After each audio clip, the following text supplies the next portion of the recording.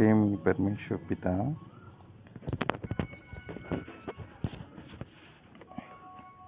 प्रेमी परमेश्वर पिता जो युद्ध में पराक्रमी हैं, और प्रेमी परमेश्वर प्रभु यीशु मसीह जी और प्रेमी परमेश्वर पवित्र आत्मा प्रभु जी के अति पवित्र और सामर्थ्य नाम में आप सभी को जय मसीह की।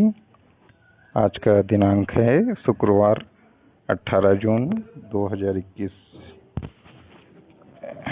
आज का भी मुख्य विषय यही है, हम परमेश्वर के बारे में अध्ययन कर रहे हैं। हम इसे यूनानी में पेट्रोलॉजी भी कहते हैं। अब इसको ध्यान दें, अभी हम जो सीख रहे हैं उसे सिस्टमैटिक थियोलॉजी कहते हैं। गॉड को यूनानी में थियो कहते हैं और लॉजी मतलब अध्ययन, मतलब अपने गॉड का, अपने परमेश्वर का के बारे में अध्ययन, उसको थियोलॉजी कहते हैं। और सिस्टमैटिक कहने का मतलब है कि सिस्टमैटिक तरीके से, क्रम से अध्ययन करना।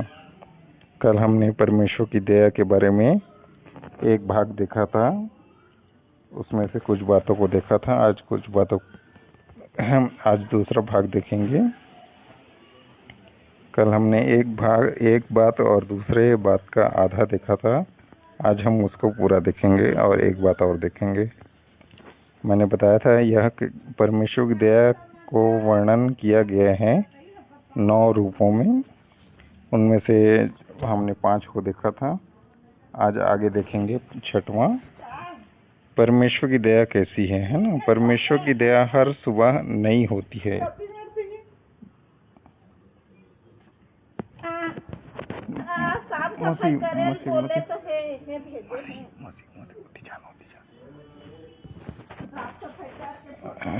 छठवां पॉइंट है आज का, परमेश्वर की दया हर सुबह नई होती है। ये कहाँ लिखा है? विलाप गीत 3 का 22 और 23 देखते हैं। वहाँ लिखा है, हम मिट नहीं गए, यह यहोवा की महाकरुणा का फल है, क्योंकि उसकी दया अमर है, प्रति भोर वह नई होती रहती है। क्या नई होती रहती है? परमेश्वर की दया, आपकी सच्चाई महान है। इसका मतलब ये है कि परमेश्वर की दया हर सुबह नई होती है, इसलिए हर विश्वासी हर सुबह नई शुरुआत कर सकते हैं। वे हर दिन यह समझकर अपना हौसला बढ़ा सकते हैं कि उनकी पापों की क्षमा हो गई है और भविष्य में परमेश्वर का प्यार और दया उन्हें घेर लेगा। वे भविष्य में अतीत की सारी विफलताओं को भूलकर अपनी सारी गलतियों से एक उच्चतर और बेहतर चीज़ों पर जा सकते हैं, यह जानते हुए कि परमेश्वर हमेशा अपने वाचा और अपने वादों के प्रति वफादार, ईमानदार रहेंगे। इसके लिए आप देख सकते हैं निर्गमन 34 का 6, भजन संहिता 89 का 1 और 2, भजन संहिता 108 का 4 और भजन संहिता 115 का 9। 7वां पॉइंट देखते हैं, परमेश्वर की दया कैसी है। परमेश्वर की दया स्वर्ग के समान ऊंची है। ये कहाँ लिखा है? भजन संहिता 36 का 5 में देखें।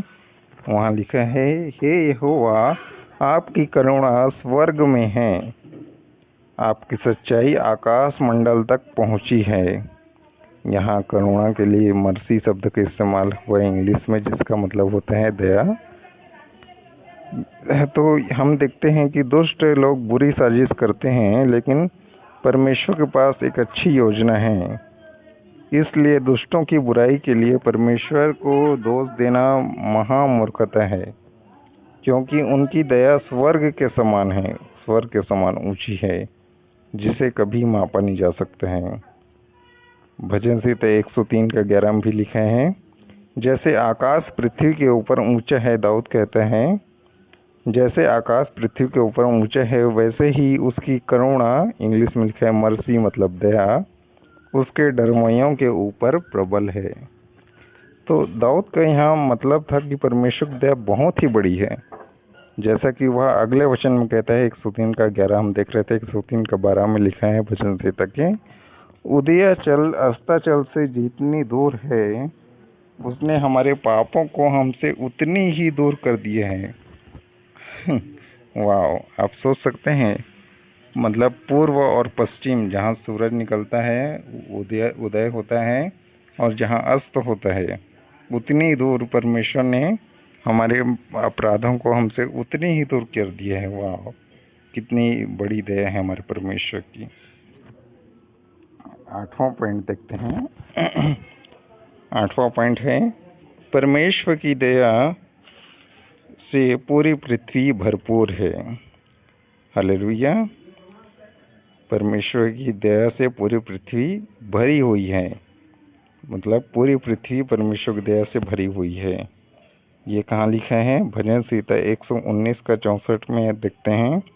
वहाँ लिखा है, हे यहोवा आपकी करुणा, इंग्लिश में मर्सी है, मर्सी मतलब दया। हे यहोवा आपकी करुणा या आपकी दया पृथ्वी में भरी हुई है, आप मुझे अपनी विधियाँ सिखाइए। हालेलुया। और आखिरी 9वां पॉइंट देखते हैं, परमेश्वर की दया कैसी है। तो यह है, परमेश्वर की दया उनकी सारी सृष्टि पर है।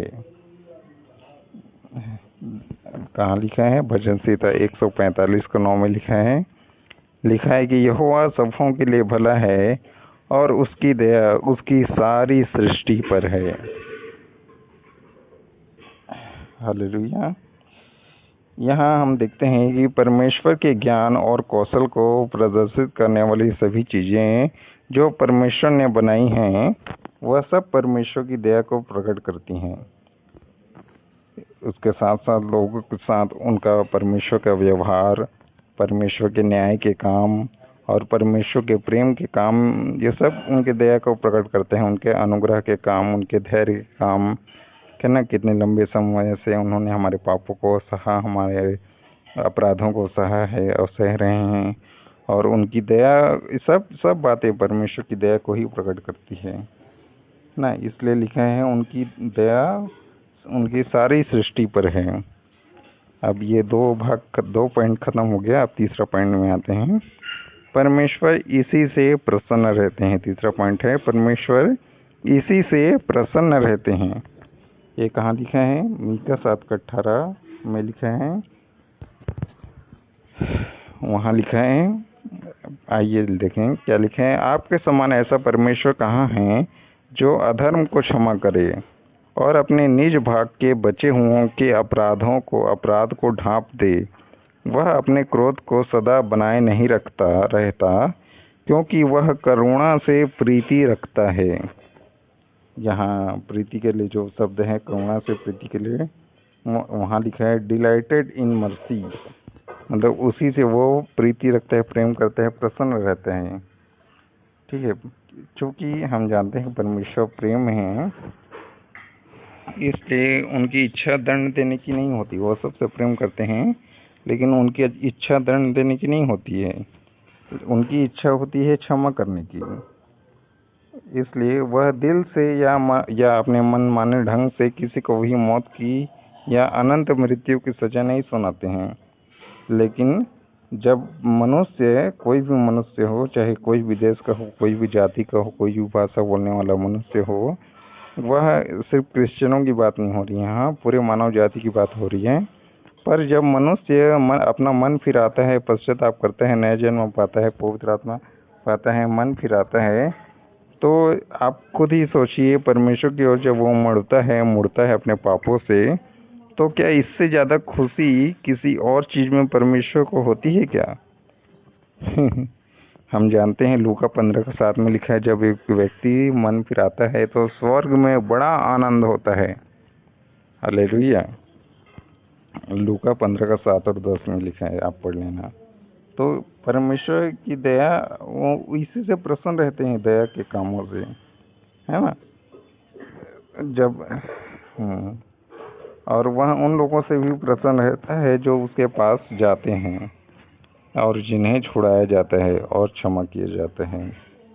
इसके लिए भी आप देख सकते हैं सपन्या 3:1 और भजन संहिता 147:11।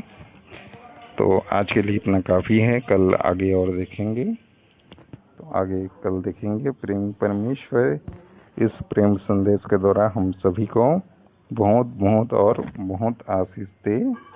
आमीन। God bless you all.